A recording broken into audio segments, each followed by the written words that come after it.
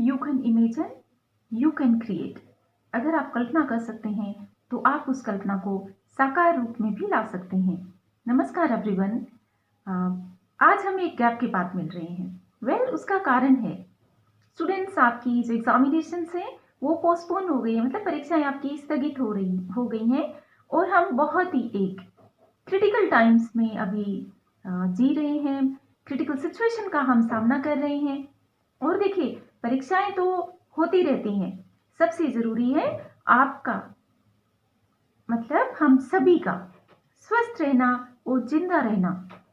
जैसे कि प्रधानमंत्री जी ने भी कहा है, जान है तो जहान है। तो स्टूडेंट्स, आप सभी अपना ध्यान रखिए और कोरोना एप्रोप्रिएट बिहेवियर या फिर कोविड-19 से बचने के लिए जिस तरह के व्यवहार की आपसे उम्मीद की जाती है, आप उस व्यवहार से मतलब मजबूती से आप उस व्यवहार को आप प्रैक्टिस में लाएं। दिन प्रतिदिन आप मास्क लगाएं और अब तो घर में भी मास्क लगा कर रहें ताकि परिवार के अन्य सदस्य अगर किसी को हो गया है तो सुरक्षित रह सकें, क्योंकि अभी बहुत ही स्प्रेड हो रहा है। तो आई विश आप सभी स्वस्थ रहें, खुश रहें और जल्दी ही परिस्थितियां सामान्य हो जाए। और ये तभी होगा जब हम जिम्मेदार नागरिक के रूप में कोरोना गाइडलाइंस का फॉलो करें और समय आने पर वैक्सीन हम जरूर लगवा लें। स्टूडेंट्स, अब मैं आपको एक और बात कहना चाहूंगी कि आप स्टूडेंट हैं और आपका पहला कर्तव्य है पढ़ाई करना, सीखने की प्रक्रिया को जारी रखना। तो अभी जो गैप आया है आपकी स्टडी में, तो इसको आप छुट्टियां मत मानिए, है ना। मैं समझती हूँ कि एक ब्रेक चाहिए था, क्योंकि बहुत ही जो अभी वातावरण है जिस तरह का, उसमें बहुत स्ट्रेस है, तनाव है, एंजाइटी है और डर की भावना भी, बहुत फियर है सभी को। बाहर जाने से डर लगता है, व्यक्ति को देखकर डरने लग गया है। तो आप रिलैक्स कीजिए, थोड़ा सा आप समय आप ब्रेक ले सकते हैं। आप इस दौरान आप नई चीजें सीखिए। आप टेलीविजन में आपको जो पसंद है वो प्रोग्राम्स आप देख सकते हैं। आप मोटिवेशनल वीडियोस आप यूट्यूब पर देख सकते हैं और अपने घर वालों को आप ज्यादा समय दे सकते हैं। अपनी हॉबीज, जो आपकी हॉबीज है, कुछ बच्चों की पेंटिंग हो सकती है या रीडिंग हो सकती है, तो हॉबीज को आप इस समय दीजिए। लेकिन इसके साथ साथ विद्यार्थी का कर्तव्य है अध्ययन करना, तो पढ़ाई से आपको जुड़े रहना है। थोड़े गैप के बाद में भी अब देखिए 7-8 दिन का गैप या 10 दिन का गैप आप ले लीजिए, उसके बाद में फिर से आपको पढ़ाई करनी है। जैसे बीइंग ए टीचर मैं वापस आपको पढ़ाने के लिए आ गई हूँ। तो आज मैं आपको एक बहुत ही आसान सा टॉपिक आपको मैं पढ़ाना चाहूंगी, लेकिन this topic is very very important. और ये टॉपिक है जाति व्यवस्था, जाति, है ना। और राजस्थान यूनिवर्सिटी के 2015 के क्वेश्चन पेपर, 2017 के क्वेश्चन पेपर में जाति प्रथा से संबंधित सवाल किए गए हैं। और हाँ, जो स्टूडेंट्स आगे कॉम्पिटिटिव एग्जामिनेशंस की तैयारी करना चाहते हैं, उनको मैं ये बताना चाहूंगी कि आपके आरएएस में भी, RAS examination Rajasthan administrative services का जो सिलेबस है उसमें भी जाति प्रथा आपका एक टॉपिक है। तो देखिए, आप अभी से ही इस दृष्टि से आप अध्ययन कीजिए कि आगे जाकर आपका जो बेस है वो एकदम मजबूत हो जाए और आपको बहुत मेहनत ना करनी पड़े। कॉन्सेप्ट्स आपके क्लियर हो तो आप आगे आपके कॉम्पिटिटिव एग्जामिनेशंस में भी आपको अच्छी सफलता मिलेगी। तो आइए आज हम बात करते हैं जाति व्यवस्था पर। तो जैसा कि हमने बात की, भारतीय सामाजिक व्यवस्था में जाति अति प्राचीन काल से ही प्रचलन में रही है। और भारतीय सामाजिक संरचना को अगर हमें समझना है, भारतीय समाज में आ रहे बदलावों को समझना है, तो हमें जाति प्रथा का अध्ययन करना होगा। इसी को ध्यान में रखते हुए श्रीमती इरावती कौवे कहती हैं, यदि हम भारतीय संस्कृति के तत्वों को समझना चाहते हैं तो जाति प्रथा का अध्ययन आवश्यक है। मतलब जाति है वो भारतीय संस्कृति का एक बहुत ही महत्वपूर्ण इकाई है, बहुत महत्वपूर्ण तत्व है। तो अगर हमें भारतीय संस्कृति को ठीक से समझना है तो जाति प्रथा का अध्ययन करना होगा, ऐसा इरावती कर्वे कहती हैं।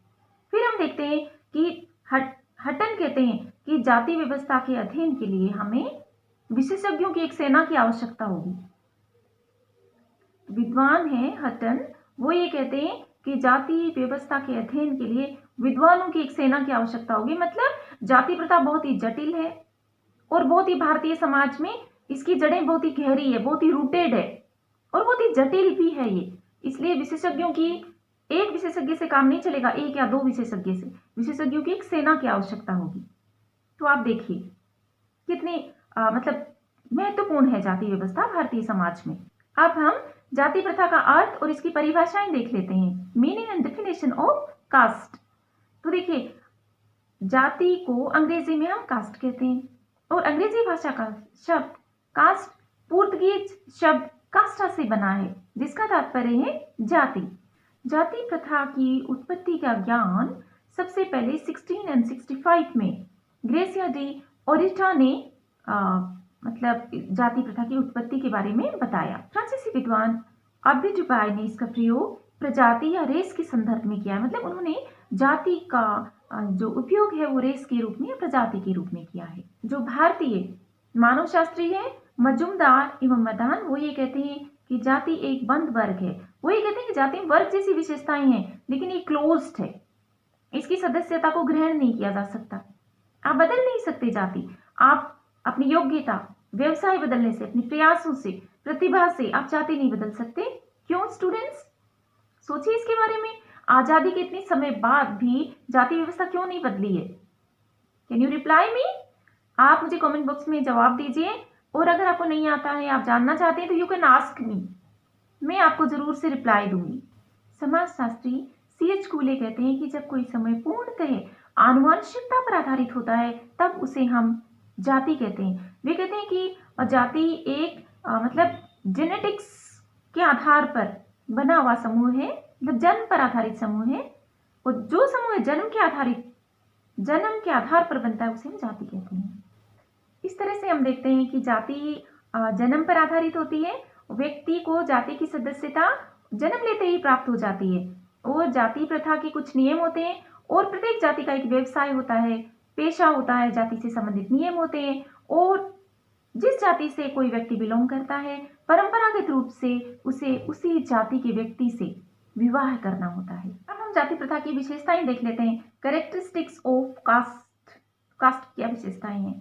तो देखिए, डॉक्टर सक्सेना, डॉक्टर G.S. घुरे और अन्य समाजशास्त्रियों ने जाति की जो प्रमुख विशेषताएं बताई हैं वो मैं आपको बता देती हूँ। वेल स्टूडेंट्स, ये टॉपिक बहुत सरल है, लेकिन this topic is very very important. आपकी एग्जामिनेशन में ये जब आप पिछले 5 साल के आपको क्वेश्चन पेपर्स देखने चाहिए तो आप ये पाएंगे कि ये प्रश्न आपका बार बार आता है। जाति किसे कहते हैं? जाति को परिभाषित कीजिए, या फिर जाति की विशेषताएं बताइए, या फिर G.S. घुरे ने जाति की कौन सी विशेषताएं बताई है, या फिर G.S. घुरे ने जाति की कितनी विशेषताएं बताई है। तो मैं यहाँ पर आपको जाति की इन विशेषताओं को बहुत ही इजी लैंग्वेज में समझाने का प्रयास करूंगी। अगर आपको नहीं समझ में आ रहा है तो आप मुझे बताइएगा।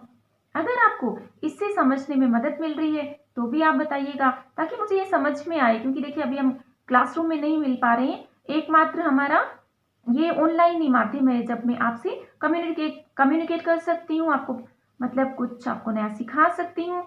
तो प्लीज लेट मी नो कि आपको समझ में आ रहा है क्या। तो हम जाति की एक एक करके और विशेषताएं देख लेते हैं। So I will take help of my notes. पहली विशेषता के रूप में हम सब देख सकते हैं कि जाति समाज का खंडात्मक विभाजन है। इसका तात्पर्य हुआ कि भारतीय समाज अनेक जातियों के आधार पर अनेक खंडों में विभाजित है, अनेक सेगमेंट्स में। इंग्लिश में कहें तो segmental division of society. Caste है वो सोसाइटी का सेगमेंट्स में, खंडों में विभाजन कर देती है। जैसे ब्राह्मण, राजपूत, जाट या अन्य बहुत सारी जातियां। पहले हमारी यहाँ वर्णा व्यवस्था थी, सब बच्चों को पता है, ब्राह्मण, क्षत्रिय, वैश्य, शूद्र। सबसे ऊपर ब्राह्मण थे, फिर बीच में कौन सी जातियां आ गई?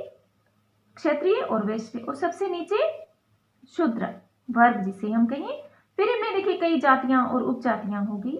तो इस तरह से समाज खंडों में बट गया। और अभी भी आप देख सकते हैं जब चुनाव होते हैं भारत में, तो जो प्रत्याशी खड़े होते हैं, किस तरह से राजनीतिक दल प्रत्याशी की जाति देखकर उनको टिकट देते हैं। तो अभी भी हमारा समाज कहीं ना कहीं जाति में बंटा हुआ है। तो पहली विशेषता क्या है कि समाज का खंडात्मक विभाजन होता है जाति के आधार पर, क्योंकि सभी जातियों की अलग अलग विशेषताएं हैं, खान पान, रहन सहन, पहनावा सब अलग है, और सबकी अपनी पहचान है। आपने अपनी क्लास में भी कहते हुए सुना होगा ना, मेरे समाज में ये होता है, मेरी जाति में ये होता है। मतलब अलग अलग, आप ड्रेसेस भी कई बार जातियों की अलग होती है। हालांकि देखिए स्टूडेंट्स, अभी परिवर्तन के कारकों से जातियों में इतना अंतर नहीं रहा है और हम मतलब जातिगत इतने भेदभाव नहीं रहे हैं। तो परिवर्तनों की बात हम आगे की क्लासेस में करेंगे। अभी हम परंपरागत रूप से जाति व्यवस्था की कौन सी विशेषताएं हैं उनकी चर्चा हम कर रहे हैं। दूसरी विशेषता के हम रूप में हम देख सकते हैं कि जाति में एक संस्करण पाया जाता है, ऊंच नीच का स्तर पाया जाता है, हायरार्की पाई जाती है कास्ट में। सबसे ऊपर ब्राह्मण, फिर क्षत्रिय, वैश्य और फिर शूद्र। मतलब ये वर्ण बोल रही है, लेकिन प्रत्येक वर्ण में बहुत सारी जातियां। ब्राह्मणों की भी देख ली, कई उपजातियां हैं, कई तरह के ब्राह्मण्स हैं।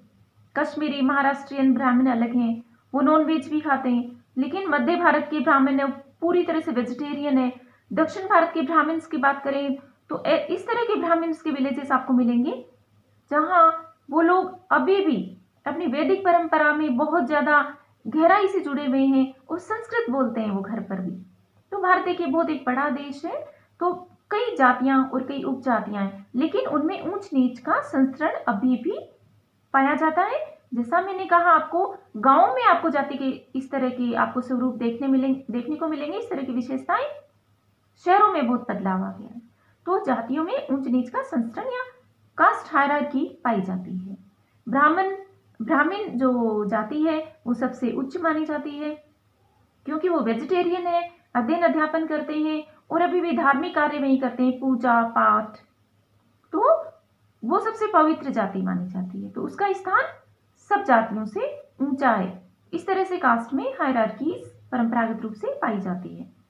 फिर भोजन और सामाजिक सहवास पर प्रतिबंध, मतलब जातियों में भोजन और सामाजिक रूप से किस तरह से व्यवहार करेंगे, साथ में किस तरह से इंटरेक्शन करेंगे, इसके ऊपर प्रतिबंध पाए जाते हैं। जैसे ब्राह्मण है, तो ब्राह्मण से क्योंकि वो वेजिटेरियन है और बहुत मतलब धार्मिक कार्य करते हैं, पवित्र कार्य, तो अन्य जातियों के यहाँ भोजन ग्रहण नहीं करते। वो एक राजपूत के यहाँ भी भोजन ग्रहण नहीं करेंगे। कच्चा भोजन, पक्का भोजन के भी नियम है। एक ब्राह्मण है वो पका हुआ भोजन नहीं खाएगा, लेकिन आप उन्हें अनाज या अन्य वस्तुएं आप दे सकते हैं। तो इस तरह के कई नियम हैं भोजन और सामाजिक संपर्क से संबंधित, कि कौन सी जाति के व्यक्ति कहाँ जा सकते हैं। इस तरह के परंपरागत रूप से हमारे यहाँ नियम थे। पेशों को पवित्रता और अपवित्रता के आधार पर विभाजन था, जिसमें कि ब्राह्मण्स का जो ऑक्यूपेशन है वो बहुत ही पवित्र माना जाता था।